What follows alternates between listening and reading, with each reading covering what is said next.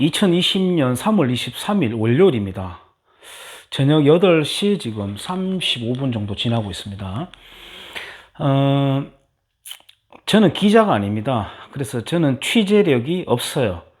제가 기대는 거는 자료밖에 없습니다. 자료라 하면 영상부터 해서 각종 텍스트 자료 또는 책, 뭐 이 정도밖에 없습니다.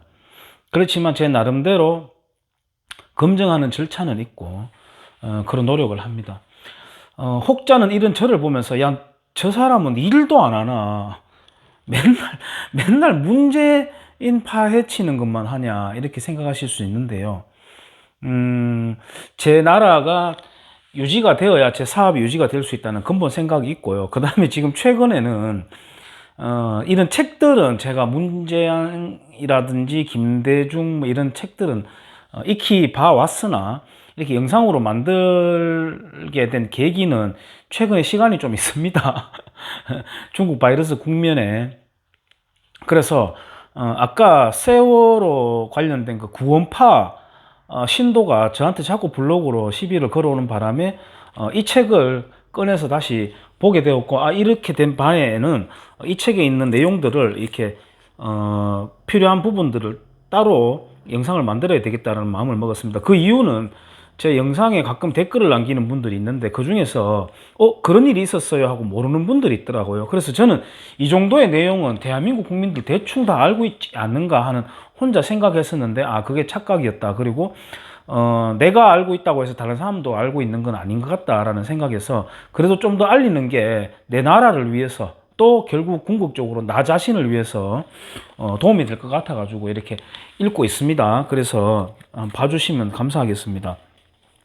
오늘은 지금 요즘 보면은 동아일보에서 정리를 참 잘하고 있는데요. 조선일보도 이제 거기에 따라 붙었는데 라임 사건에 대해 가지고 지금 원래 그 정도면 굉장히 떠들썩해야 되는데 이 바이러스가 그것뿐만 아니고 다 덮고 있죠. 어쨌든 그래서 제가 부산저축은행 사건, 아마 아시는 분은 다 아시겠지만은 부산저축은행 사건 관련된 내용을 이 책을 빌어서 한번 읽어보도록 하겠습니다. 부산저축은행 사건은 은행 불법 대출 4조 5천억 원, 회계비리 2조 5천억 원 등 약 7조 규모의 사상 최악의 금융권 부정부패 사건으로 단군 이래 최대 금융사기 사건이었다. 그리고 예금 한도 5천만 원, 초과 예금 피해자 전체 7만 651명 중 2만 9,933명, 32%가 부산 시민이었으며 이로 인해 부산 경제가 직격탄을 맞았다. 대선에서 문재인 씨 뽑은 지지자들 부산 사람 많지 않나요? 그에게 놀리는 게 아니라 너무 역설적이지 않냐는 겁니다. 그에게 수임료 59억 원대 70억 원 퀘스천 마크입니다. 2004년부터 2007년경 사이에 문재인이 속했던 법무법인 부산은 부산저축은행의 신용카드 부실 채권과 관련된 소액 지급 심판 청구 사건 등을 수임하면서 도합 59억 원이라는 거액의 수임료를 받았다. 이 사건들은 고액 채무자를 상대로 카드 빚 등을 청구하는 것으로 서면 작성이 간단해 변호사를 따로 선임할 필요가 없을 정도의 일이라 59억 원은 너무 큰 액수라는 논란이 있었다. 그런데 실제로 받은 금액이 59억 원이 아니라 약 70억이라는 주장이 있다. 70억 원이라는 주장이 있다. 김무성 전 새누리당 선거대책위 총괄본부장의 주장에 의하면 법무법인 부산이 부산저축은행으로부터 받은 수임료는 59억 원 이외에 문재인이 법무법인 부산의 대표 변호사로 복귀한 2008년 8월 이후 받은 수임료 10억여 원이 더 있다는 것이다. 문 후보의 한 측근 인사는 당시 문 후보가 대표 변호사로 복귀한 이후 법무법인 부산이 부산저축은행으로부터 추가 수임한 것은 전혀 없다며 네거티브 공세에 대해 법적으로 대응할 계획이라고 한 바 있다. 이후 실제로 법적 대응을 한다. 하지만 법무법인 부산이 추가로 부산저축은행으로부터 10억 3천여만 원을 받았다는 것은 김회선 당시 국회의원이 국정감사 때 예금보험공사로부터 제출받은 자료로 확인되었다. 또한 법무법인 부산이 부산저축은행으로부터 수임한 사건은 처음 해명한 5만여 건보다 많은 총 6만 2천여 건에 이르는 사정까지 종합적으로 고려하면 법무법인 부산이 부산저축은행으로부터 받은 수임료는 6만 2천여 건에 대해 약 70억 원인 것으로 보인다. 문 후보의 해명이 필요하다. 이거는 대선 전에 나온 책이라서 문 후보라고 이렇게 칭하고 있습니다. 법무법인 국제가 법무법인 부산에 사건을 나누어 주다. 퀘스천마크. 부산저축은행 사건 수임에 대해 법무법인 부산은 2004년 4월 부산 지역의 또 다른 법무법인인 국제가 부산 이저축은행으로부터 부실채권 처리를 위한 민사소송을 받았는데 건수가 많으니 나누자고 제안했고 그 제안을 받아들여 건당 10만 원에서 20만 원을 받고 5만여 건을 처리했다고 주장한다. 그러나 법무법인 국제의 경우 실무직원 한두 명만 더 고용하면 3에서 4년에 걸쳐 단순한 부실채권 사건 5만여 건을 처리할 수 있으며 60억 원에 가까운 매출을 올릴 수 있는데 이를 포기한다는 설명은 납득하기 어렵다. 약 4년간 5만 건을 처리했다면 한 달에 1000여 건을 처리한 것인데 이 정도 사건이면 정규직 직원 한두 명을 두고 충분히 처리할 수 있다. 따라서 법무법인 국제가 업무량이 많고 단기 소멸시효에 해당하는 사건이라는 등의 이유로 사건 중 상당수를 법무법인 부산에 나누어 줬다고 하는 것은 상식에 반한다. 그리고 법무법인 부산에 5만여 건의 사건을 나누어 주는 결정을 법무법인 국제가 독단적으로 할 수 있을까? 사건을 누구에게 맡긴 것인지는 사건 의뢰인이 결정할 일이다. 따라서 법무법인 부산의 설명과 달리 부산저축은행에서 법무법인 부산에 사건 상당수를 맡기도록 결정하였고 법무법인 국제는 본인의 의사와 다르게 상당 사건을 법무법인 부산에 넘겼을 가능성이 크고 선회하더라도 국제가 부산저축은행과 상의해서 부산에 사건을 맡겼을 것으로 보인다. 검증은 간단하다. 법무법인 부산이 법무법인 국제로부터 사건을 재위임받은 것인지 아니면 부산저축은행으로부터 사건을 위임받은 것인지는 당시 약정서를 보면 분명하게 알 수 있다. 다시 읽을게요. 당시 약정서를 보면 분명하게 알 수 있다. 문 후보의 해명이 필요하다. 압력성 청탁이라는 의혹을 받는 이유. 월간조선이 보도한 한 신용평가정보회사의 기업 분석 보고서에 따르면 월간조선이 이 사건을 집중적으로 취재를 한 바 있습니다. 법무법인 부산은 2002년 13억 원이었던 매출액이 참여정부 출범 이후 41억 원까지 늘어났다고 한다. 부산저축은행으로부터 거액의 수임료를 받은 것이 법무법인의 매출액 증가에 영향을 미친 것으로 보인다. 이에 대해 법무법인 부산의 노선 전환, 즉 기존의 시국, 노동, 인권사건, 인권변호사였죠.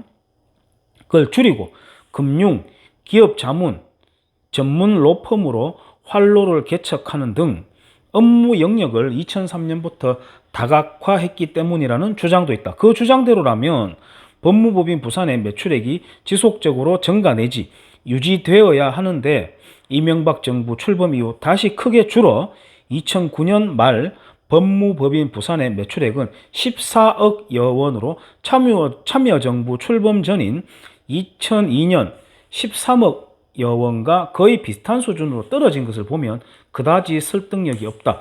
결국 문재인 관련설이 대두되는데 법무법인 부산이 부산저축은행으로부터 사건을 수임받은 시기에 문 후보는 청와대에 재직 중이라 법무법인 부산의 변호사가 아니었던 것은 사실이다. 따라서 수임 경위가 문재인과 관련이 있는지 여부는 좀 더 살펴볼 필요가 있다. 이 문제를 둘러싼 권력 배경설 의혹은 문 후보의 청탁 전화, 즉 청와대 민정수석으로 재직하던 지난 2003년 7월에서 8월경 부산저축은행 측의 관계자를 만난 후 유병태 당시 금융감독원 비은행 검사 1국장에게 금감원의 부산저축은행 조사와 관련해 한 청탁성 전화 의혹 때문이다. 제가 이 지금 얼굴을 가려놨는 거는 이자의 얼굴을 보호하기 위해서가 아니라 제 유튜브 채널에 이자의 얼굴을 띄우기 싫어서 글자를 얼굴에다가 깔아놓은 겁니다. 금감원은 지금 방금 읽어드렸는 그 내용이 여기에 띄워놓은 겁니다. 금감원은 같은 해 6월 박연호 부산저축은행 회장 등이 차명대출로 조성한 비자금으로 주가를 조작해 약 70억 원의 시세 차익을 얻은 혐의에 대해 특별감사를 착수했고 검찰의 수사까지 의뢰했다. 이에 부산저축은행 측은 2대 주주인 박형선 해동건설 회장을 내세워 로비에 나섰다. 이 과정에서 박 회장이 청와대의 고위 인사를 통해 청와대 민정수석으로 있던 문 후보를 만났고 그 후 문 후보가 유 국장에게 전화를 걸어 예금 대량 인출 사태가 일어나지 않도록 신중하게 처리해 달라고 요청했다. 그리고 2003년 11월경 금감원은 일부 경영진에 대해 감봉 등 경징계를 내렸고 부산지검도 박연호 회장 등 3명을 주식 시세 조정 등의 혐의로 기소하는 데 거쳤다. 더군다나 청탁성 전화 의혹과 관련한 문 후보의 말바꾸기가 더더욱 의혹을 부채질하였다. 문 후보는 2012년 3월 검찰에 제출한 진술서에서는 유병태 국장을 모르고 그 사람에게 전화한 적도 없다고 했으나 5월경 이종혁 전 의원 명예훼손 사건의 참고인으로 검찰에 출두하면서 오래전 일로 기억이 없고 만약 전화를 했다면 민정수석의 업무로서 지역 현안 보고를 받고 사실관계 확인을 위해 전화했을 것이다 라고 하였다. 민주통합당 대선 후보 경선 과정에서는 철저하게 조사하라는 전화였을 뿐 청탁성 전화가 아니었다며 당시 유 국장에게 전화한 사실을 인정하는 등 2번이나 말을 바꾼 바 있다. 원래 거짓말 잘하는 사람이잖아요. 유병태 국장을 모른다. 그리고 사실관계 확인 위해서 전화했다. 그리고 청탁성 전화는 아니다. 모른다 했다가 전화했다고 했다가 청탁성 전화는 아니다고 했다가 이렇게 말을 바꿔갑니다. 당시 국회에 저축은행 국정조사특위에 참여했던 이종혁 전 의원은 당시 금감원에서 부산저축은행 경영진의 주가 조작 이외에 BIS 비율 조작, 불법 대출, 횡령 및 배임 등의 혐의는 밝혀졌다고 하나 실제 수사 및 조사 결과는 한마디로 솜방망이 처벌이었다고 말했다. 그 이후 석연치 않은 이유로 부산저축은행이 법무법인 부산에 사건을 맡기고 59억 원의 수임료를 지급하였다. 당시 금감원과 검찰에서 원칙대로 수사해 비리 경영진을 퇴출시키고 경영 개선을 위한 조치를 하였다면 2011년 부산저축은행 사태로 인한 피해를 막을 수 있었다는 지적도 있다. 실제로 전 금감원 국장 유영태는 부산저축은행 김민영 대표에 대한 해임 징계를 직무정지 6개월로 낮추는 데 영향력을 행사했고 이후 2005년부터 2010년까지 매달 300만 원씩 모두 2억 1천만 원을 부산저축은행으로부터 받은 알선수재 등의 혐의로 구속되었다.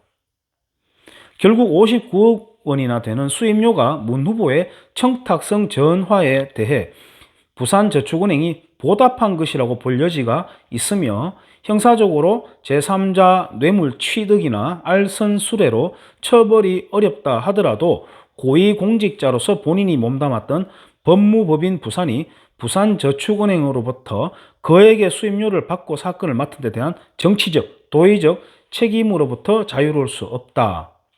더군다나 문 후보가 법무법인 부산에 복귀한 후에도 부산저축은행으로부터 사건을 수임하고 10억 원이 넘는 수임료를 받았다면 더더욱 그러하다. 문 후보의 해명이 필요하다.